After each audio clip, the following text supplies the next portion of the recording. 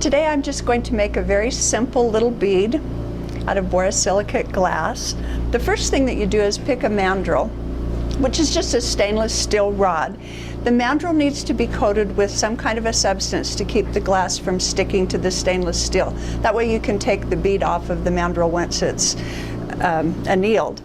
I'm using Foster Fire bead release, and it's kind of a putty-like substance. Just dip the bead release or the mandrel into the bead release and pull it out.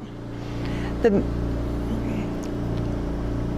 bead release is kind of about pudding consistency. Sometimes when you get it, or if it sits for a while, it will start to kind of congeal a little bit. Just add a little water and stir it up until it's smooth, about pudding consistency. This particular bead release can be heated in the fire and dried. Just put it in the outer tip of your flame and dry it slowly, or you can let them air dry. Make sure you read your label though, and make sure that you use one that's okay to heat in the flame if that's what you're going to do. It just speeds up the process. Foster Fire can be heated in the flame. This one has already been heated and dried. I've got a rod of Almond Nugget, which is a Momka color. It's really smooth and easy to work with. So I'm heating the end of the rod. This one doesn't boil very easily, so you can heat it fairly aggressively. It's kind of a fun color because it changes as you're using it. So you heat it until it's kind of glowing orange, white. You can tell whenever it starts to kind of droop a little on the end.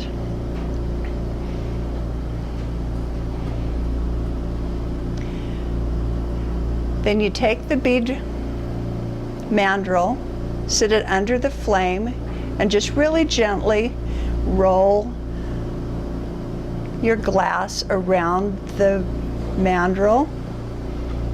Depending on how large you want your bead to be, you can add more glass. Don't push.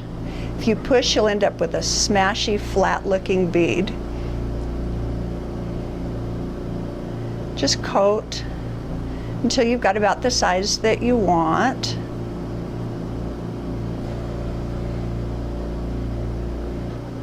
I'm just going to use one color for this bead. You can add other colors to it, or you can make designs.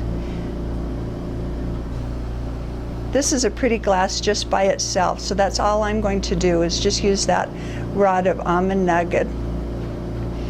This is about the size that I want the bead to be, so now I'm just heating it until everything's smooth. This is just a nice, simple little round bead.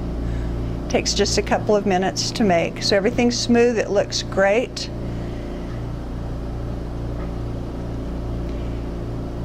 Cool it down in your annealer, in your kiln, 1050, and then let it cool down overnight, and you've got a beautiful little bead. Thanks.